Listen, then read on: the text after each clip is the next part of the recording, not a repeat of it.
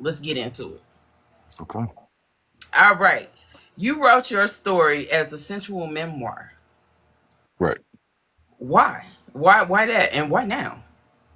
Um, so the way that I actually got into like this was kind of wild. Mm, Um, was not expecting it, but almost 20 years ago now, the experience happened and it kind of transformed how my life is now. And that was just one way of me releasing a lot of things that happened mm, and good and bad. yeah, yeah. Um and just growth and knowing that it could probably help somebody. Um and it just helped me, like, to be honest, because those are, wow, I will say this, all of them aren't mine, Okay. but in the experience of it or knowing and being a part of it has happened. Mm, Um, so just growth and knowing that when you see a lot of things nowadays, it's mm, so muted and everything is socialized. So like you kind of lose that realness and grounded version of what it's actually supposed to be. And then mm. everybody kind of creates their own thing of what it is instead of just going for what the basics are. Fact. And I feel like because I have done it for so long that those basics have always stuck with me. Yeah. It's so many people that want to be a teacher and not a student. You know, Even being the teachers. yeah, true, true. I think a lot of people go head first into kink culture and lifestyle and just automatically assume they know based off of what they saw on the movie screen or what they see on TV or even what they read in books. You know what I'm saying? And instead Mhm. of reading books that are, and I'm glad at the end of your book you gave them like just resources to look Mhm. into because you are always a student. Nobody knows everything. I don't give a damn if it's kink, BDSM, whatever. You're always a student. And I Correct. don't think people know how to humble themselves in that way. Not at all. Being a You know. good Dom is knowing when to humble yourself. Yeah. Ego has to go this way sometimes. Well, I won't um we sometimes have to admit we're wrong. Yep. And that's the hardest goddamn thing in the world. But yeah. It is, but when you learn to say, you know what, my bad, I apologize. You know Hmm. what, I didn't realize that I this is a time for me to grow from something, Hmm. or take constructive criticism, Yeah. but constructive criticism, Yeah. um, and take it in a way that's not disrespectful. Yeah. Yeah. I feel that. That's why the book was so good to me. It was always a lesson learned after every scene. Mhm. So I was like, yeah, I hope people really take this to heart because so many people are intrigued about the lifestyle but have no idea what the fuck it entails or the emotional and mental aspect of it. They just see the physicality of it. They don't see the mental and the emotional, hell, even the spiritual aspect of it. Yeah, So, it definitely takes it definitely takes a toll on you, hmm, um, because I don't think people realize it's a lot of work that goes into both sides. it does. Yes. From you actually taking care of a person, because that's what you're doing essentially. Yeah. You are caring for a person while also caring for yourself, while also learning for yourself, while also growing for yourself, while making sure that this person that looks to you for guidance and strength and everything else gets everything filtered down to them in the best way possible. And Yeah. I think a lot of times, especially with us, like, we forget we're teachers first. Everybody wants to be a disciplinarian, but nobody wants Mhm. to be a teacher. Because I think it's they think being a disciplinarian is making them more in charge. And this goes back to that ego thing, because you Correct. have to learn to sit in your ego and be without your ego before you can really understand your ego. Correct. And a lot of people don't sit in it. They just, I'm just the baddest dom ever. You gonna do what the fuck I say. Get over here type shit. That shit, Gotta the earn it. the quietest doms are the most attractive doms. Scariest too. And exactly.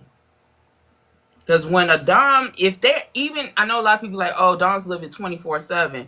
It is an aura about a dom who is just quiet. I mean, you could hear crickets, and you could be acting a whole ass, and they are quiet. In that moment, you're gonna feel something, and it's gonna be like, oh, I need to shut the fuck up. I need to back the fuck down. The loudest doms now are, to me, handstanding. They're just showboating. They're just like, you know, I could dom you anytime I want to. First, you know what? I'm not even gonna get into it. That shit is aggravating, and it's a lot of them on this app. And I'm so Uh, sorry to some of you females and males that be believing that shit. Ugh. Social media changed a lot. I remember, I think it was like 2010, 2012, Mm. and the Tumblr epidemic started. Oh. You just seen like Oh. everybody and their moms is not, okay, I get it Oh. now. I understand it. And it kind of started again here. Um, and it just, I think that's why a lot of times I'm so quiet on it. Cause like I don't want Yeah. to be involved with that area of people. And I'd rather just maneuver in the ways that I can maneuver Yeah. and teach in the best ways that I can and just have some fun sometimes. Yeah. But like I feel like people just kind of take things to the weird side a lot. Like And I see some comments and stuff and I just be like, it's fan fiction. ugh. It's fan fiction for the kink community.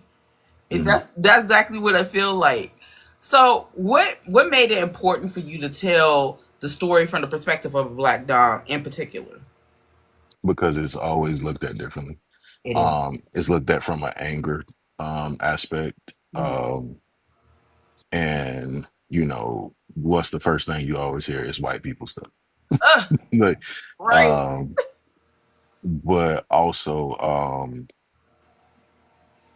I wanted to see my voice and hear Yeah. my voice when I read Yeah. because there's not a lot of positive content when it comes to us. It is Um, not. or if it is done, it's done by somebody who doesn't really know. They're just guessing a lot. Mm. And I want people to be able to see different sides of this because Yeah. it's two sides to every coin, but also there's a multifaceted thing when it comes to what you do as a leader because you can lead in multiple different ways. Some people are very loud with it. Some people are quiet. Some Yeah. people are aggressive and some people are laid back. Yeah. You have the very primal people who can be primal and quiet at the same time. And Mm. those are the scary ones because Oh yeah. they tend to put that little chill down your spine.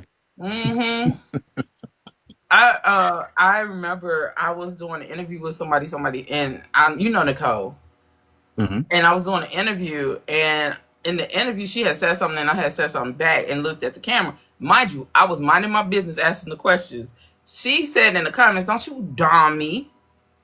So, Mm, sometimes, and the thing about it is, sometimes people who, when y'all see doms, y'all think angry black man or woman. Yeah, I honestly, well, in my experience, most hmm. black and most male and female black doms are very quiet. They're very subtle with it. They may tell you they're a dom if you ask, but they're subtle with it. Even in their mannerisms, how they carry themselves, they just have an aura about them. And it's not an aura like, oh, I'm gonna fold you up like a press. Well, maybe, but it's it's an aura about them that is, enter at your own risk type thing. Yeah. It's enter at your own risk, but I it's think never because it's I'm gonna say it. yeah, I think because there's nothing scarier than or nothing more intimidating than a person that can garner respect and I guess the want to follow their lead than Hmm. somebody who can do it without being overly aggressive. Yeah. Like, because there's ways, I mean, even in, public formats, Hmm. um, that you can't be this overly aggressive person. So what are you gonna do? Like, what are you gonna fall on? Do you have the skill set to do so? And most people don't. Some They can sit don't. across the table from you and just make sure that you know exactly what they mean when they say what they're saying. And they can have a smile on their face when you know you are the scariest, they are the scariest person in the room to you right now, and they smiling too. And nobody knows what's going on. And it's Exactly. like that's a different type of skill that somebody who is actually learn from people and study from people that can grow in that space. Yeah. But it's also about teaching, like learning. Hmm.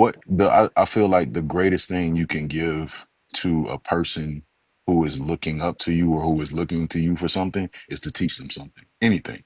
Facts. Teach them how to grow in any kind of space Yeah. and help them learn something. Like Mm. what are you gonna teach them? Like, Mm. it can't be always fear. What are you It going to can, teach them? that right there. I think people get confidence.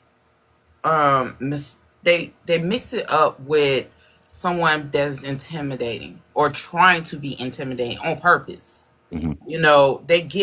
They take confidence and they say, oh, you're too confident, and it's coming off arrogant, it's coming off mean, it's giving mean guy energy, mean girl energy, when all in actuality that confidence was built out the mud.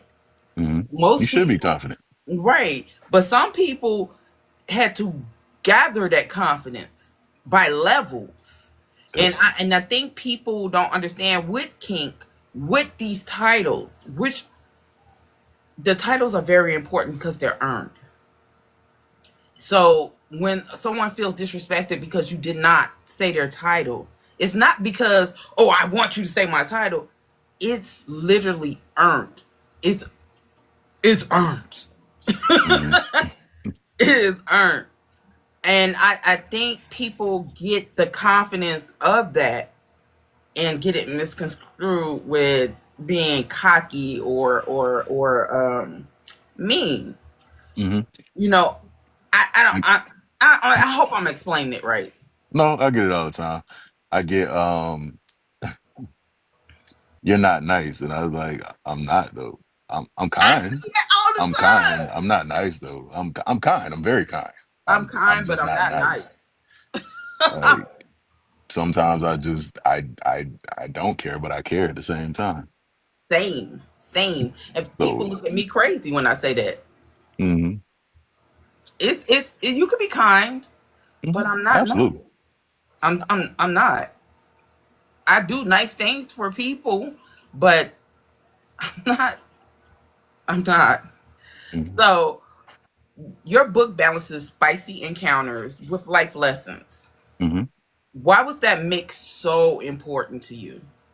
Because that's how it happened for me. Like, Mm. for me, everything happened so fast that I didn't realize the lesson that was on the horizon for me that I had to learn and got punched in the face with it, Mm. literally. Um,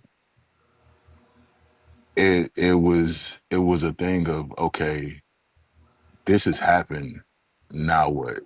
Yeah. Now now since your world is not the shining thing that you thought it was a long time ago, what is it now? Mm. where do you move to now? And I think that the biggest thing is the lesson you learn. Mm. You know, it's crazy because I know people joke all the time that Doms are just brats and this other thing. Like a lot of us have touched the stove, Yes. and we've learned, you know, Hmm. um, and a lot of us have gotten burned by that stove, and we had to channel ourselves to be better. And I think that's why I've gotten more protective over the years because I know how things happen to me and the Hmm. fact that I wasn't protected in my learning stage. Mm. Um, and I'm grateful for all the people that came after that that helped me and taught me and helped me grow and get better and Hmm. suggested things and took time and patience and just for guidance. And it's like everybody's not gonna get that. So if somebody reads this and they're like, "Oh, I see," like there's a light at the end of the tunnel It because is. for a long time it was darkness. It is. I mean, being a dom is, or mistress or however your honorific is, that shit doesn't happen overnight. Mm-mm, It does not happen. It doesn't happen where you wake up in the morning and be like, you know what, today I'm gonna be a dom. mm-mm, It does not happen overnight because even doms have to be careful because submissives can be abusive. Submissives can be manipulative, not in a way of being a brat or anything like that, but real mm-mm. abusive. Even teachers, Yeah, teachers can be that way as well. they can sometimes. You just have to have discernment. I always say Right. that you have to have discernment, and at the same time, you have to learn from lessons. Don't Mm, become cold hearted. Don't become um assholes because shit happens. Learn from it, grow from it, and instill it in you so you can do better the next time. got to. Because it was one scene in there where the dom had went too far. Hmm. I've been in that situation, and that right there, I was like, damn, yeah, that's how I felt.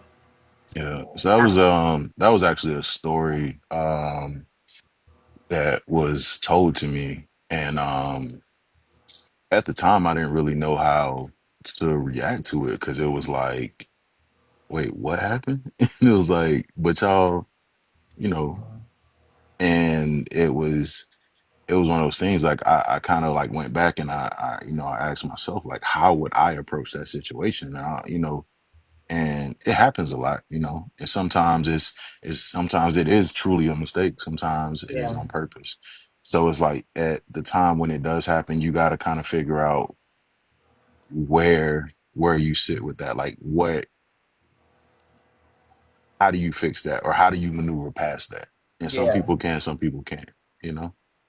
I literally took my bad day and took it out on somebody else, Happens. and that it wasn't intentional, but it happened. Mhm, And after seeing them crumble, I felt like shit. I felt like shit, and I felt like the worst person in the fucking world. mhm, So I totally get that. I had to learn to keep whatever's going on outside and don't bring it in the house. mhm. Don't bring it in the house with me and carry it on to somebody else. Correct. So yeah, I had to learn that lesson. So some of your stories resonated with my ass. I was like, damn. That's a good thing. That was the main purpose behind what I wanted to do is make sure that it did touch people in the ways that they needed to. Yeah. Many people misunderstand kink and BDSM, like especially when it comes to black men and black women in the dominant roles. How did you want your book to push back against those narratives and stereotypes?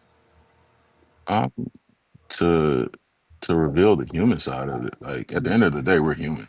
Like my needs are the same as anybody else's needs, just differently. Because I don't voice them the same and I ask for them differently, it doesn't mean that those needs aren't still there. It just Mm-hmm. means that at some point, like I'm gonna need something. Mm-hmm. I just have to figure out how to approach it. And I feel like a lot of times we don't get looked at as being human because we are in like higher roles, if you would say. Mm-hmm. But it's one of those things of if you can at the end of the day bring yourself down to your partner, your person, your submissive, your whoever, your bottom. If you Mm-hmm. can't bring yourself down to their level and understand and have an honest conversation when you need to, then there's a Mm-hmm. problem. It is. There's a problem. But but also like therapy help with that. Like Oh yeah. because sometimes you got to learn how to talk. Sometimes being in a leadership position, you got to learn how to lead from the back. Sometimes you Yeah. gotta you gotta take that L, as they would say.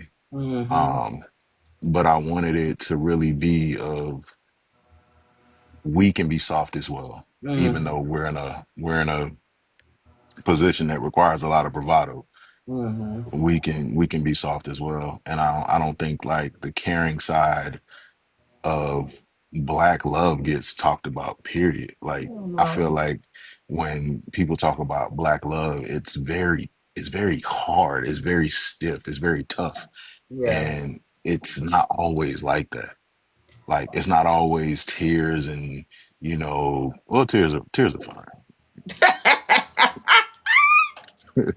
but but it's not always that tough, gritty, Yeah. angry stuff. Like it's beautiful and peaceful over here too.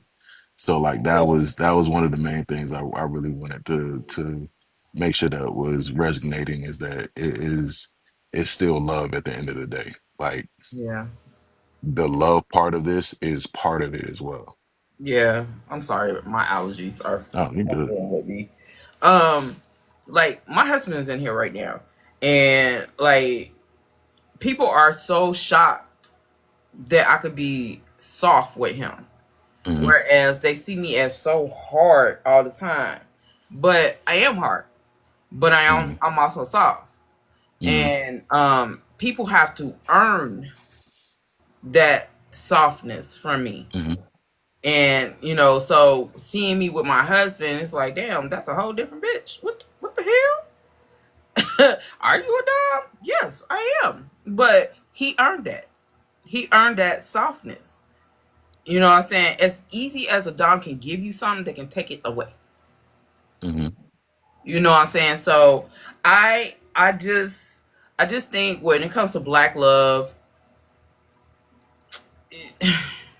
people want us to struggle so bad. They want Struggle love is us, a real thing. but it's a real thing for everybody. Hmm. But they just constantly put it on black people. Oh, black people when they gotta go through struggle love. Everybody Because we go through take, some shit. for some reason, we take pride in it. We take pride in it. We glorify it. It's a weird, I it's a weird thing. I think the people that glorify it the most are the people who've never been in a true relationship. Well, you got people that don't like people that they're with or around. So there's that. So because you not happy, I'm supposed to be miserable just like your ass. Pretty much. That's some bullshit. That's some Pretty bullshit. much. That's how they like things. It's just if I'm gonna be miserable, I want you to be miserable, and if you happy, I want you to be miserable too. So there you go. Nah, if my husband ain't happy, I ain't happy. That's important though. If he ain't happy, I ain't happy, and I'm ready to fight anybody that made him unhappy because I'm gonna fix Mhm. the situation immediately. So, what do you feel is the biggest misconception about black men in kink spaces? That we can't be both dominant and submissive. Mm. Elaborate on that.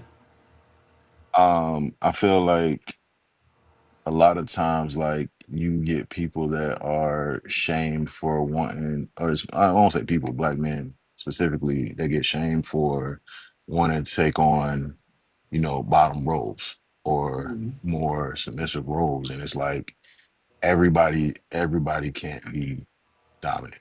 Everybody can't be the bravado big, you know what I'm saying, like take on charge and do things. Everybody doesn't have that in them. Yeah. Some people have to, some people are softer. Some people do need, like you have men that need to be led. Yeah. You know what I'm saying? Like, so it's like, if we really want to sit here and say that, you know, it's only one side of it, then you're negating a whole group of people that that need that support as well. So I Fact. think the biggest misconception is that it's two sides to a coin. Mm-hmm. And I think people take advantage of that too when it comes to Yeah, black men. yeah. They put the label of y'all as the big bad, and then when you're Mm. soft, they be like, "Oh, this I don't want a weak man. A weak But you man want them is to be someone emotionally available. that part, that part. I was just about to say that that part. You And we be like can't, hugs. cause I damn sure, cause my husband is about your size, and I will literally get on this man's lap, curl up like a goddamn baby while he playing the video game because I am frustrated with fucking life. Mm-hmm. So it is okay, and he'll just sit there and rub my back, Mm-hmm. or he'll if I'm just I've been sitting too long and my feet are hurting or whatever, he'll just out of nowhere. I don't have to ask. Mm-hmm. You know what I'm saying? He does, and so why wouldn't you want someone like that? I don't think a lot of people have been granted that softness, to be Mm, honest. I don't think that, and you know, sometimes it is a struggle to provide somebody with that softness. Like sometimes it is a battle to have your partner understand, like, hey, I'm here. Like I'm, you know what I'm saying? Like it's okay. It's okay to let me do this for you. It's that's okay to be it's okay to be soft. It's okay to accept this. yeah. Like you don't have to you don't have to be tough right now. You've been Mm, tough, like, cause I mean, when you really think about it, like most submissive women are dominant in their work lives. mm. So when they do come to you, they're coming to you for softness. They're not, you know what I'm saying? Like they want to be They want to be in their peace. femininity. They need peace. They need Correct. they need sensual. Sometimes, and I think people take it as when we say we want a man to take charge or we want um, you to be emotionally available. They automatically think of sex. And the thing about it is that mentality is immature. It is. And if a person can fuck you mentally, that is the sweetest caress known to man because everything else will follow suit. Yeah. So if he can get you mentally stimulated, that's the greatest gift a man can give you or a woman. Hmm. So I feel like we need to get out of that whole box of I want him to be rough and stuff with his motherfucking muscles and shit and knocking niggas out. I mean that's great now, but shit, hell, I could knock a nigga out. What the fuck? It's part of it. It's part of it. I feel like letting somebody have multiple, like, be who they are totally Mm, is important. yeah. Like you got to be able to be who you are completely. Mm-hmm. Because if you only accept the rough part of it, then you don't get the soft part of it. If you only accept the soft part of it, you don't get the rough part of it. And it's like if you really want a person to fully just be themselves with you, let them be themselves. Like because they're gonna have multiple parts of themselves that needs to be nurtured. It's not just gonna be that one part. But Mm, if you only nurture one part of somebody, that's the only part that's gonna grow. That's the only part you're gonna know about. So facts. it is one thing, and you got to reward people for their efforts. So Exactly. women that do have issues with allowing men to show up for them need to be thanked and appreciated when they do, because Mm, it is a tough thing, because a lot of people use gifts or, you know, doing things for people to take advantage of them or gain something out of them. love bombing. Yeah, love bombing. Yeah. So, how do you personally see BDSM as not just play, but also as a form of healing, power, or self discovery? So like taking a lot of the things that happen. So I mean, a lot of the people that you talk to when it comes to that learn from a dark place.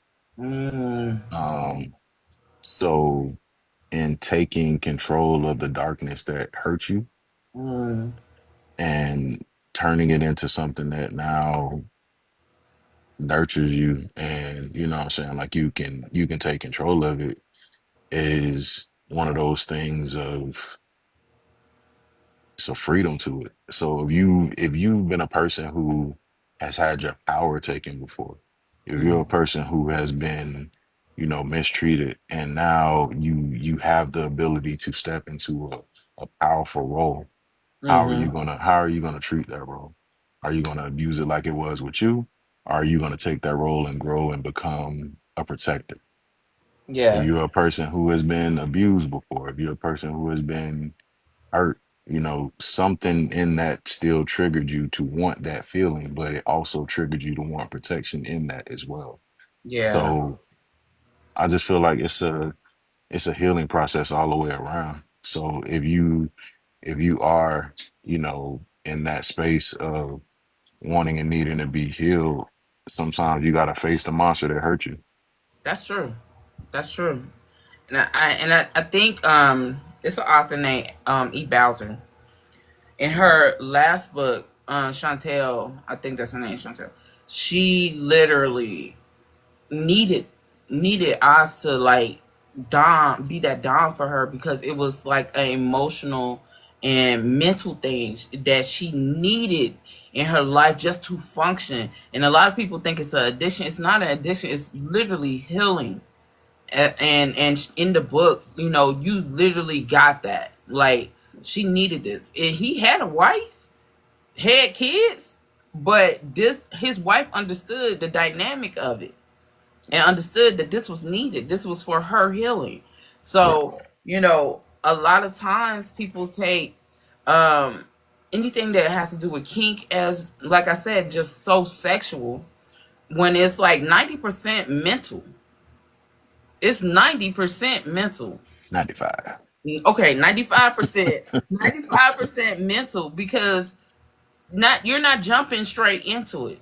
That's a build up of a lot of things that have to happen in between everything before you Mm, even get to that part. And I think sure. people miss that memo. Hmm. They Yeah, want to jump into the fun. So yeah, never the work. yeah. It's like doing your own shadow work, but different. Yeah. Absolutely.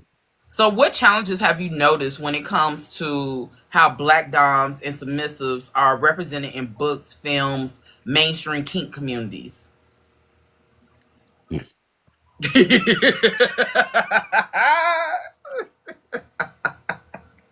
Um,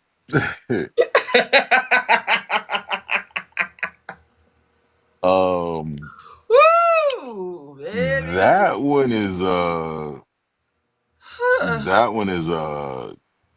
actually terrifying, the way that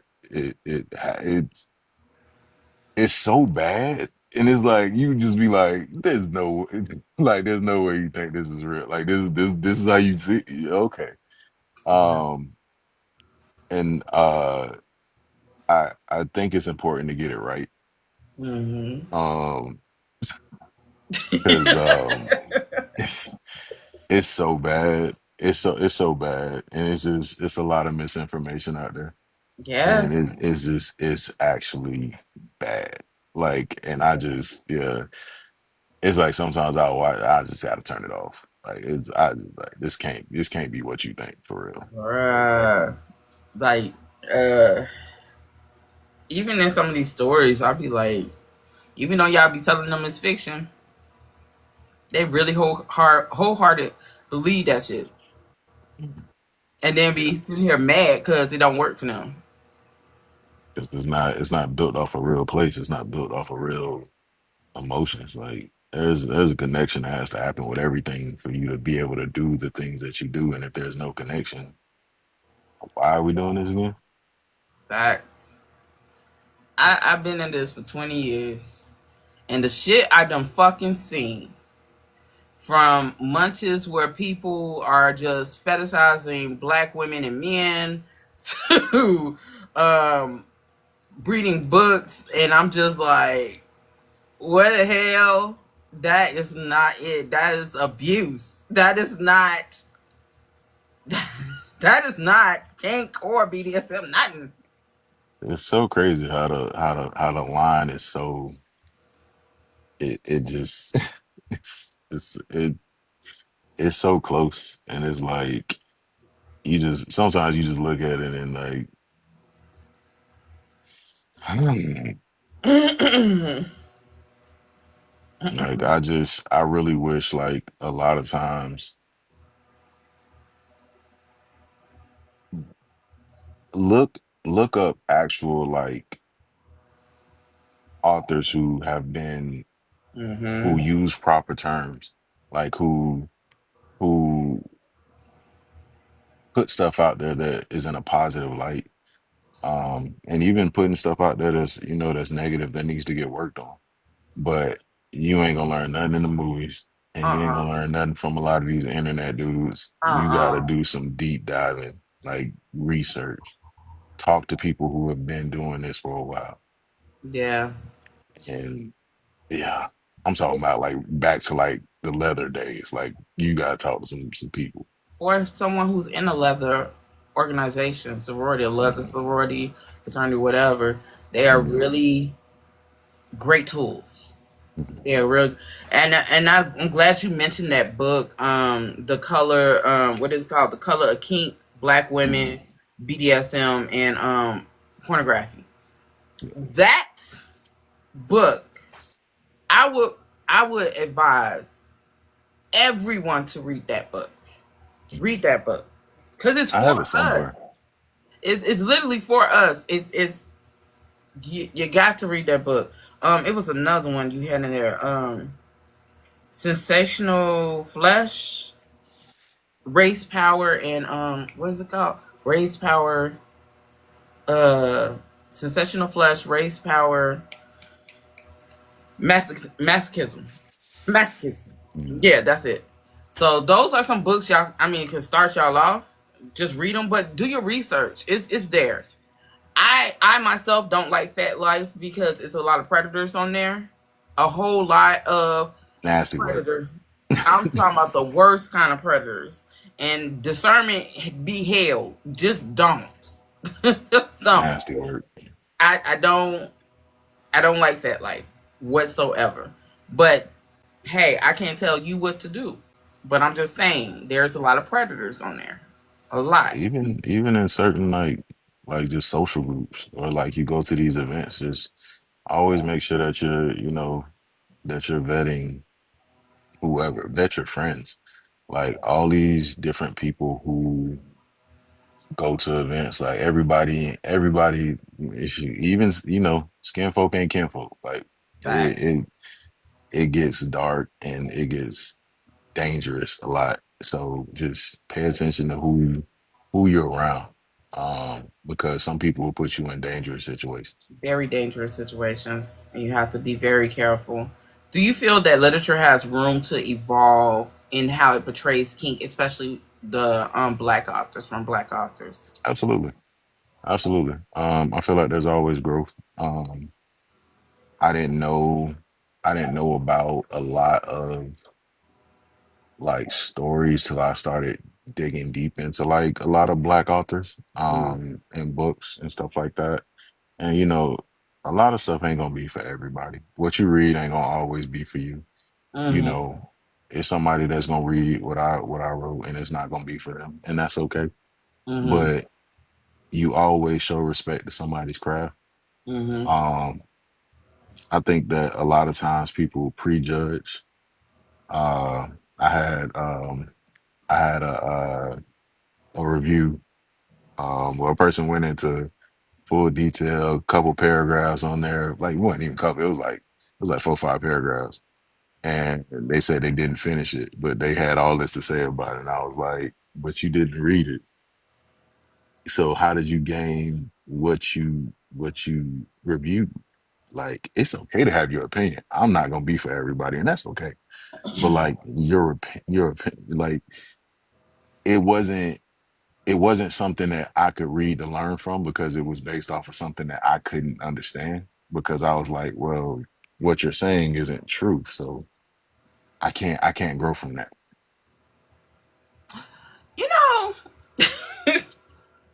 You know, I'm gonna find the right words. Probably not, but I just feel like people are critical of authors to be critical of authors, Mm-hmm. not to actually give constructive criticism.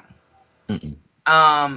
I think people are very critical of authors, especially those that dive into anything that has any sexual aspect to it, Mm-hmm. and even more so because they're black, and they expect you to write a certain type of way when it comes to sex, and Mm-hmm. anything outside of what their vanilla minds are, they Mm-hmm. literally can't compute it, like they having an overload.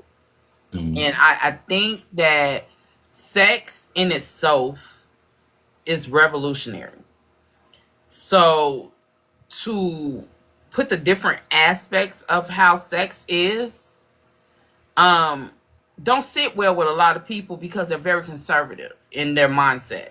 Not saying they vote conservatives or anything like that, just they're conservative in their mindset. And I think a lot of black folks are so whitewashed mentally when it comes to sex that anything outside of missionary doggy style, it befuffles them.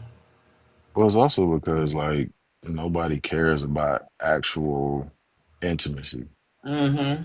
Like there's a gap between men and women because intimacy is not important. Like Mm. everybody talks about the gap, that the gap is wide. It's very wide. And Yeah. by the stories that I hear all the time, it's extremely wide. So Yeah. if you think that you one of them people that be knocking it out the ballpark, probably not. You're probably not. And it's because the the O gap is so wide It is. that ego becomes a thing of yo, take time, learn, grow, be patient, examine, talk, learn, listen, repeat. Let me. I literally. I want to read you something.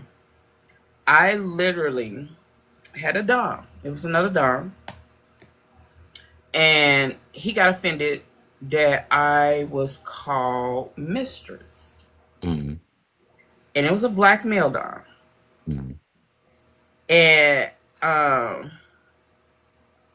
hold on, where is it? I literally had to, because he said, "What makes you worthy of being a mistress?" And I said, worthy. My worth isn't in question, but I'm curious why you think it's your still assets. Then he comes back like, "Oh, I apologize. I'm sorry." Like, who are you? Just because I'm a woman? People are weird, man. Like, People are weird. who are you Like, to question me? But that's what I'm saying. That gap is mm, because of ego. It's that gap will forever be a thing because of ego. yep, Like, it's bad enough a lot of women don't even know their spots. Their G spot, their C spot, their A spot. They don't know none of it. They don't know what a pressure point on the body might react. They never had intimacy where words has really just. Oh my God. Mhm. They've never had that. And men, same way. They have never had, someone speak to them in a way that is not be masculine 24/7. Mhm. Well, And that's because people don't know how to talk to other people. they Like, don't. Communication is key. but it's dealing with people that you like and like you. Like if you can't verbalize what you want to a person and what you need, or have them take constructive criticism on what they're doing and it's not going the way that you want it to, you Mm, probably don't need to be dealing with that person. Because if somebody can't listen and learn, mm, there's a problem. Like there's a problem with, because it's really one of those things of like, man, can you actually sit down and like be a person who mm. learns? Yeah. Like everybody wants to be the teacher, everybody wants to be the top dog, the big dog. Mm, But when it comes down to like listening, mm. can you listen to what she's saying to you? That's my dog howling in his sleep. Because she's gonna tell you exactly what it is if you listen. Mm-hmm. And if you don't listen, then you probably gonna be doing the same thing that you always be doing. But some Yeah. people don't. Some people aren't vocal about it. In some instances, they are actually terrified to voice it, because it is a dangerous thing. But Mm-hmm. it's also a thing of, when that time comes to tell or teach that person that's doing the wrong thing, Mm. then maybe, what I'm saying, it falls on us, because we don't tell people when they're wrong. We don't give the constructive criticism right then and there to correct the problem. Yeah. And I think, and it's so crazy because a lot of times when you correct people, they take you as being mean, or if you tell them they are in the wrong about something, they take it as, you don't like them, or you're or something like that. But I've always liked being blunt and honest with people about how I Hmm. feel, and if I need to be corrected, or if they, because I'm quick to say, did I do something? Let me know what it is so I can fix that and correct that, and then we can go from there. Same as, look, I'm gonna tell you what it is that you did, and we're Hmm. gonna try to work on fixing that. Right. But this day and age, because some of you niggas, y'all can't take shit. Y'all take everything as an insult, ready to fight everything. Like, god damn, calm down, be easy. Shit. But that's because nobody has ever took the time to look inside themselves. Like I said, therapy is a real thing. Mm, So if you taking that time to look inside yourself and like, hey, I'm not always right. I could be wrong. I could need to change this about myself. If you haven't taken that time, then chances are you're not gonna grow in the way that you need to. yeah, So yeah, you can't take constructive criticism because you've never given it to yourself. yeah. That's true in itself. But when writing scenes of domination, intimacy, and vulnerability, what's your process for balancing that authenticity, and that's readable? That's readable. Because some of y'all should be garbage. I'm just saying. Um, Telling the story, but like not being afraid to shy away from details. Mm, Um, but also making sure that if there's a situation where you can pull from and be honest about it, mm, write it. But I think trying to create it versus experiencing it is two different things. Like somebody can tell you about the sky all day, but if you've never experienced it, if they've never experienced it and they try to explain it to you, they're not gonna understand. yeah. So it's easier to experience it than put it out there Mm-hmm. versus. oh, this is what I want, or this is what I think it sounds like. Because Mm-hmm. thinking it sounds like is not the same as what it sounds like. Like I don't know if you ever like sometimes I like to do this with myself. Like I'll write a sentence and I'm like, how much detail can I put into this before I don't like it anymore? Mm. And if I put enough detail in it to where it reads well for me Mm. and I'm still enjoying reading it, or if I put too much detail in it to not then give me a headache, I'm like, okay, well, I need to take some of this back out. But it's just a writing exercise that I do Mm. because like you can explain a sunrise so many different ways. But Yeah. if you explain a sunrise to somebody who has experienced that sunrise and you don't detail it properly, Mm-hmm. then they're gonna be like, oh, well, it's just a sunrise. It's the sun. Yeah. I've Yeah. seen it Yeah. before. But like detailing the sunrise and like getting into it and, you know, getting it to a point where it's like, dang, that sounds like I would love to see that. Mm-hmm. Like that's kind of the route that I took with this of making sure that the detail part of it is is in there, but it's also digestible to the Mm. point where it can be understood. Yeah, I can see that. So, go into more detail about your book. Like, tell the people as if, well, shit, they are the readers. So, tell the people about your book and why is it important to have on their shelves. For me, it was a personal journey of growth and development, um, with learning and of course, King sprinkled in between. Mm-hmm. If you are a person who are curious about certain things, if you are a person who wants to know a little bit more without going into full lessons and Mm-hmm. like dictionaries and things like that, then this would be the perfect book for you. And if it's made by somebody who looks like you Mm. and somebody who sounds like you, Well, because Rashad, I don't think w- a lot of men sound like you. Okay, I just wanted to say that. But go ahead. my bad, my bad. But but you know, everybody everybody doesn't have the the mental capacity to sit there and research. Some people just need it kind of fed to them a little bit. Mm-hmm.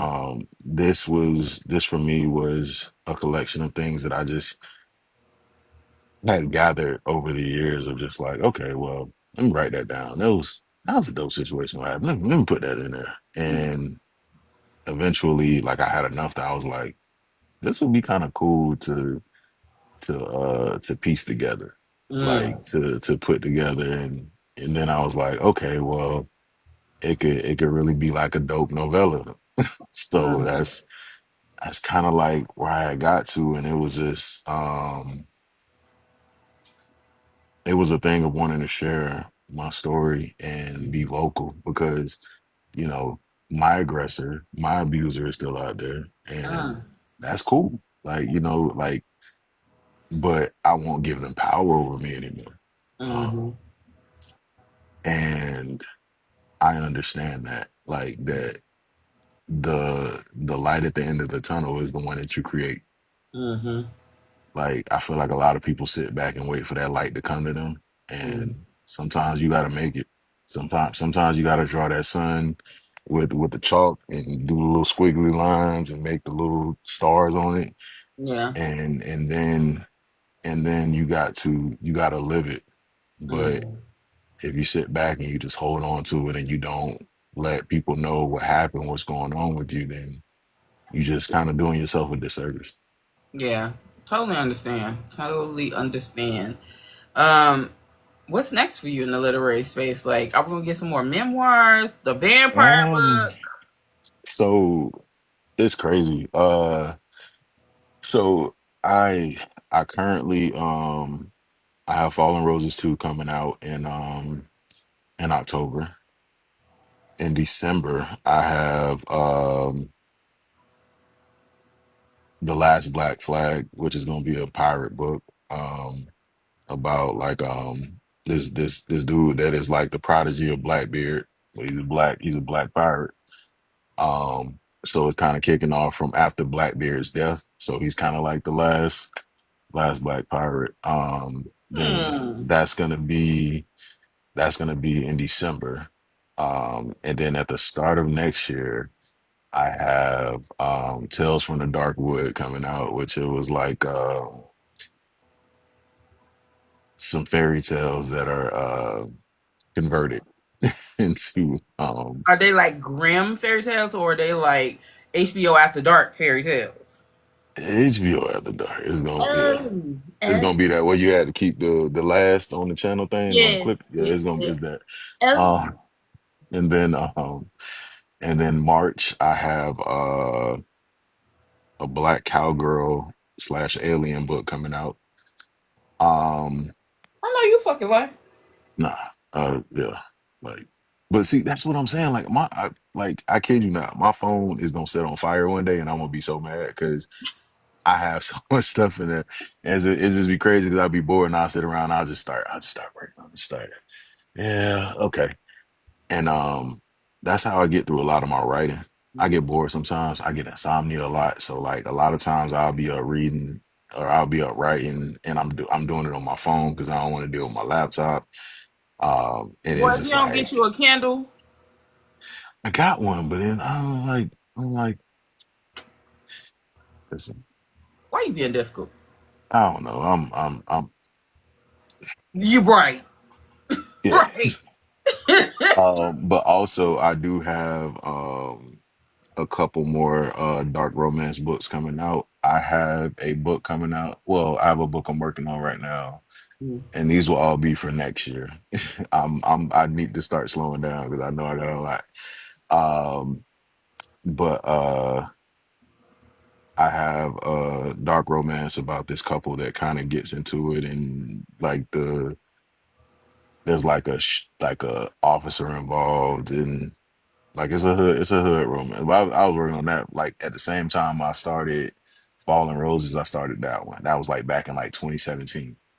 So Hmm. that one, and then I have a Mafia, which is different because I'm actually doing it to where it's a Black Asian thing, where there were like there were some Japanese families that fled into Africa and made it with some of the African um, people there, and then they kind of got to America and created like the black like Yakuza. yakuza's. Yeah, so that's kind of where I'm at. I got a lot going on. I do. It sound like it, and I'm gonna tell you right now, Shannon in here right now. You just said Yakuza. She is gonna read that book left to right, up to down, and back and forth. That is her favorite motherfucking thing, Yakuza.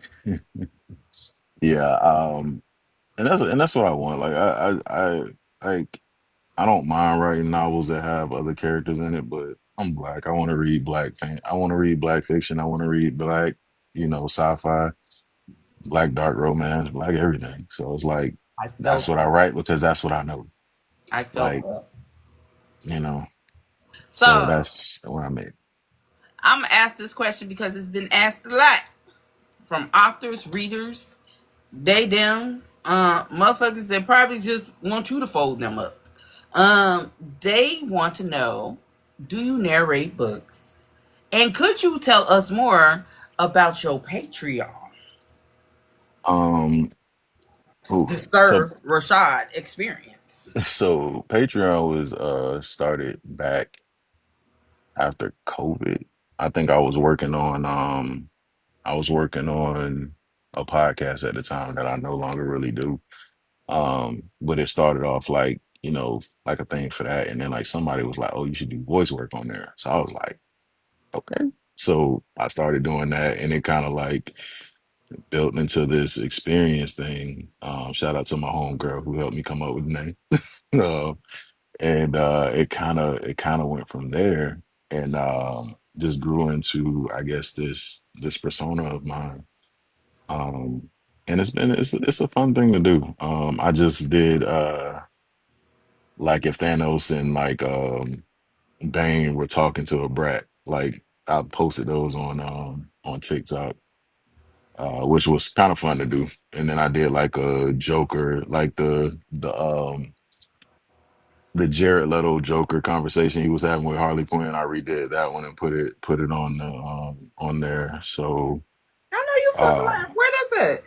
it's on TikTok. It's on there. It's the first, I think, like the first two or three, something like that. Um, as far as like voice work goes, man, when I get time, because I really want, I kid you not, like I really want to do the audio for Sir's memoirs. I really want to do the audio for that, Oh. but I know that it's gonna take time because I really want to make sure that it's done right and with the right people. Mm-hmm. Um, so I am working on it. It just might take me a little minute. But like other voice work, I just told you all the stuff that I got going. So it's like I would Yo. love to. I really would love to get like into it. Because I like doing it. I like the whole, because kid you not, like I really was into acting like when I was in college. Mm-hmm. And I really couldn't get into it. For one, like being from the country, like I didn't used to speak like this. Like, you know, it used to be really country. And just taking like different acting courses and stuff like that, I was able to articulate and, you know, uh grow. But it's like I wish I had the time to do the audio work. And Mm-hmm. maybe I will. Like maybe I'll take some time and just try that out.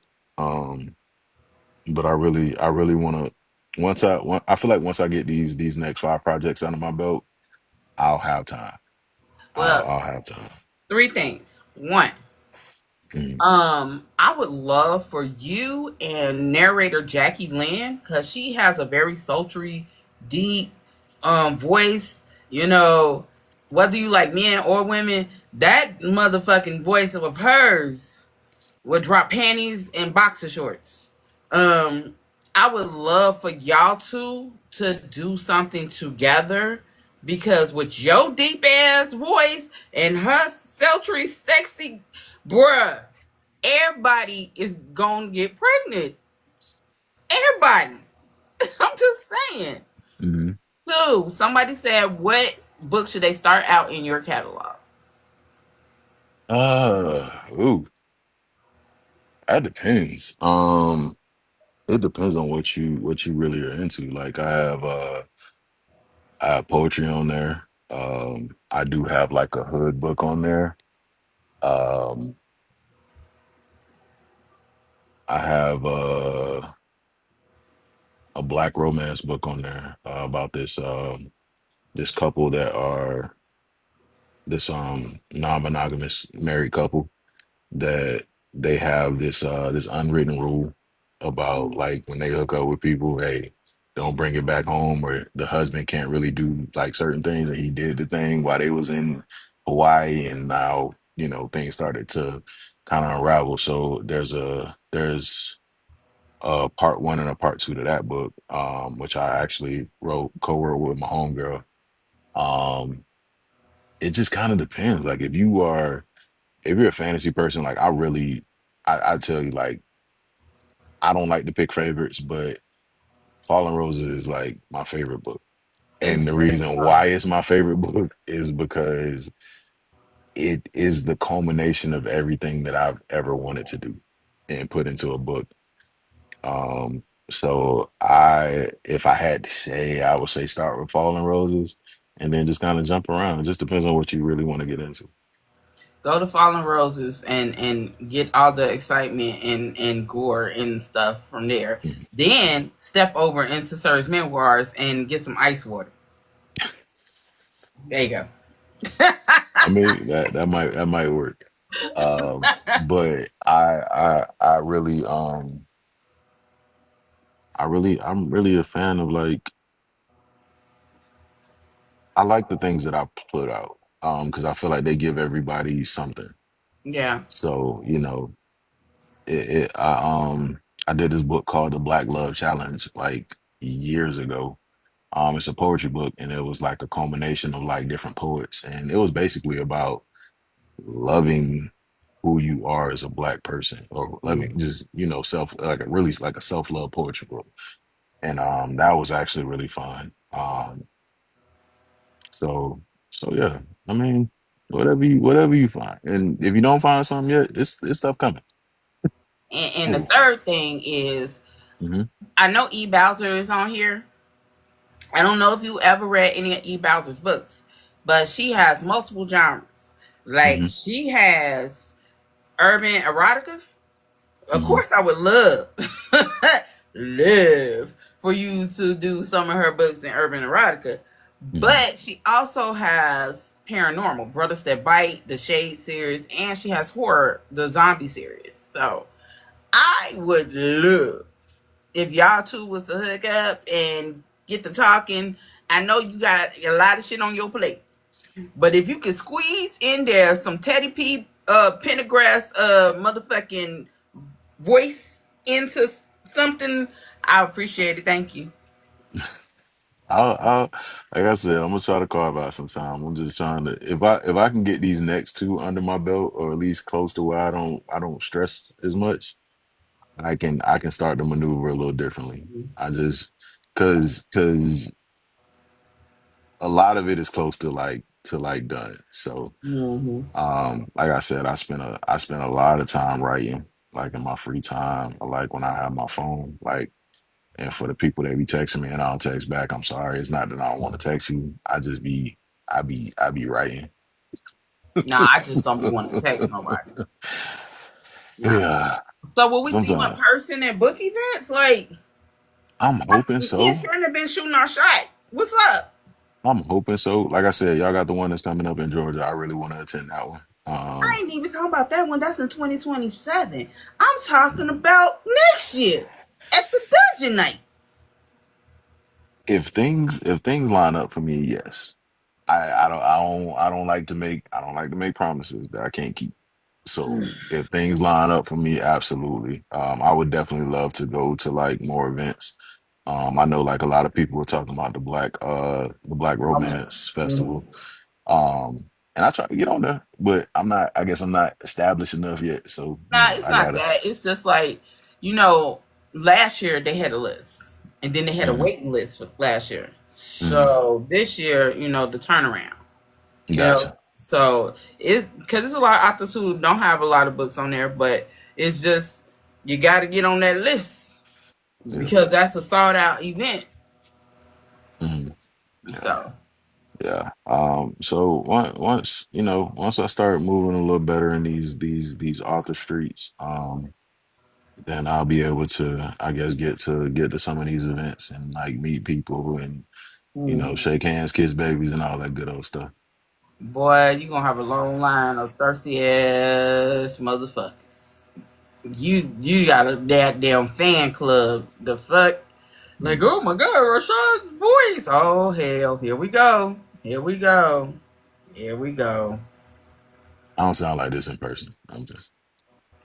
Nick, boy, bye. Anyway, what advice would you give authors who want to write about BDSM or kink or responsibly and authentic? The last three things, well, the last two things that you said, be authentic and be responsible because Mm, you are responsible for what information you do put out there and what mm, information that you do give. Um, Trigger warnings and warnings are always important because you don't know who's picking up your book. You don't know what could possibly put that person in a bad space, and you never want to do that in any aspect. So trigger warnings are always important, and doing the right research and making sure that you put out there good information. Um, mm, and Just be authentic and be yourself. Like, don't try to be anything other than who you are, because Right. people could read through that. Bullshit. Real quick. Yeah. How Yeah. can Black authors reclaim kink storytelling as cultural, spiritual, and sensual all at once? Um, put it in the right people's hands, and Mm, make sure that when it does get in their hands, that they're celebrating and promoting it the right way. mm, Because you have a lot of people that'll do things and put things out there, and they just kind of get lost in the wayside and swept under the rug because they don't have the support nor the willingness to keep going, even when it doesn't seem like it's in a great space. And I think yeah. that's just writing, period. Especially like with black writers. Like the world for black female writers has really been picking up. Mm, Um, and hopefully the male side of that can grab a hold soon. Because it is a lot of us out here, and we want to be in those spaces as well. And I will always big up, women, because they do put out a lot. Um, a lot of my um, a lot of my women, like friend authors, like are doing amazing things out here, mm, and really, really proud of them. Really proud of their voices and what they put out. um, so I definitely can't wait to see like a lot of the male authors that get that same love and support. So I'm beyond grateful for what Black Book Talk has done for me, because I told you I've been writing since what 2011, something like that. mm, Um, and to have garnered the amount of support that I've gained over this last year mm, than what I've gotten in all the years I've wrote is is been nothing short of amazing. Like, you guys are absolutely dope. Like, I appreciate this. Like, you know what I'm saying? Like, you found me as somebody you really didn't know much about. And I really truly appreciate like you welcoming me yeah. um and inviting me on here. I mean, like, I don't think like, you know, there can ever be a time where an author is too humble. Mm-hmm. Um, because growth is part of what we do. And you True. get you get better. Like, you get better as you go along, as long as you take the time to humble yourself and want to be better. So um I think just doing the work and making sure you do the work right is the best thing that I can say. Like, I think last time when I was on here, I was just like, just do it. Because it is the thing of just doing it, like just Yeah. putting it out there. Like, it's a lot of people that'll tell you don't do something Mm, just because they don't want to be the person to see you do something that they want to do. And that's the sad part of it. Like, you have frenemies that will tell you, I don't really know. That don't really sound like a good thing. And then, what I'm saying, you don't do it, and then you just been sitting on it, sitting on it, sitting on it, sitting on it, and then now you don't want to do it anymore. But you have those times where you listen to yourself and you put it out there, and it's something that can change somebody else's life. yeah. That's true. That's true. That's why I'm glad I got some bad bitches as friends. They be telling me, bitch, do it. hmm I don't I'm care definitely, how I'm fuck definitely it to is. do it person. Do I'm definitely to do it person. it. Hey, you want to Really. do it? Go ahead, do it. Put it out there. What you need help with? Like, you go ahead, put it out They there. 100 support me. I find you some, find you Yeah, some. But as absolutely. far as male authors, I'ma hold your big ass hand when I say this. hmm Y'all don't promote worth shit. Y'all, y'all like the fucking antichrist of fucking marketing. Like, what in the holy fuck? Male authors, especially male black authors, take this for what the fuck y'all want to take this for. I will never, I'm gonna stand on this until y'all prove me wrong.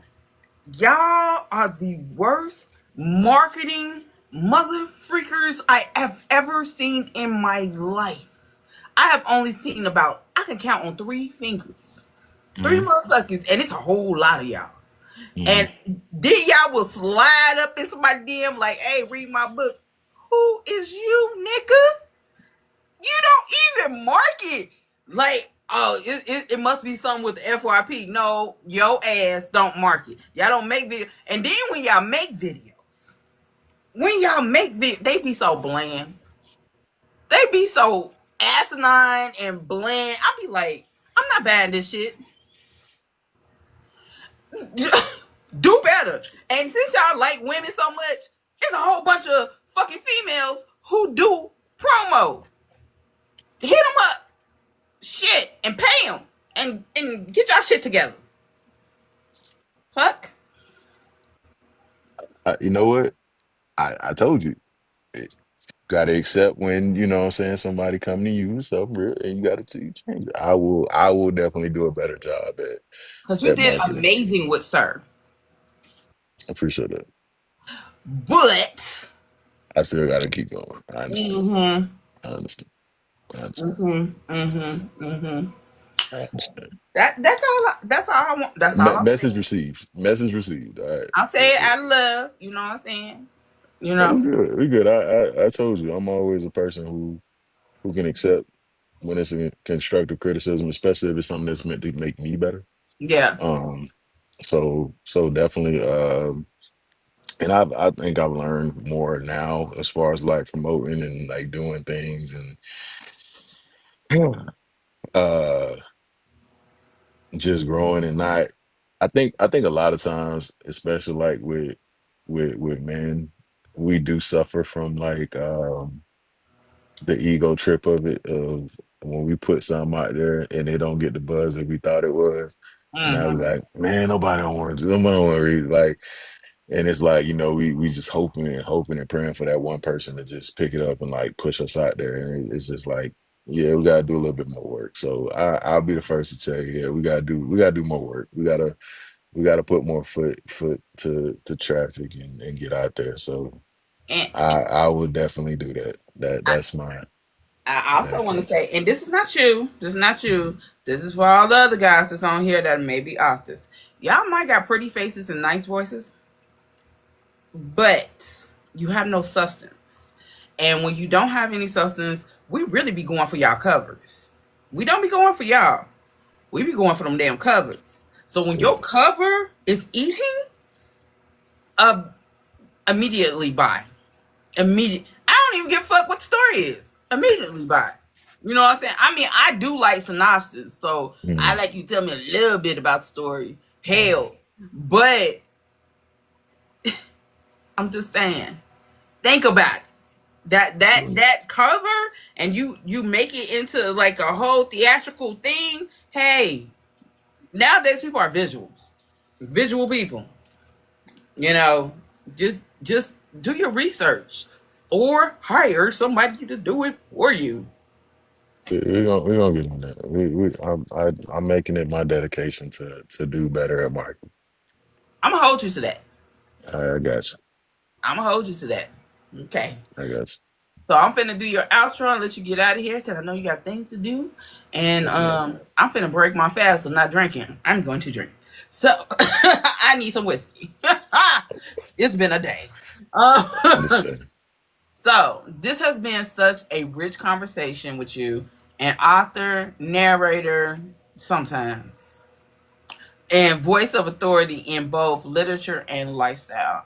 His sensual memoir is more than just spicy stories, it's a reflection of lived truth, cultural pride, and lessons in power, trust, and connection. You can purchase his work.